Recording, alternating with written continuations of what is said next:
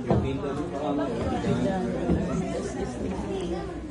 Give us this day our daily bread, and forgive us our trespasses. As we forgive those who sin us against us. Lead us not into temptation, but deliver us from evil.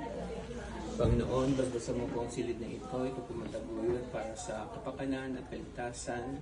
Sino man dito po ay natutulog at magpapahinga sa Kristo.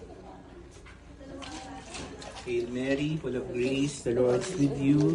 Blessed are you among women, and blessed is the fruit thereof, Jesus. Holy Mary, Mother of God, pray for us sinners, now and at the hour of our death. Glory be to the Father, to the Son, to the Holy Spirit. Ready, open. Beginnings now.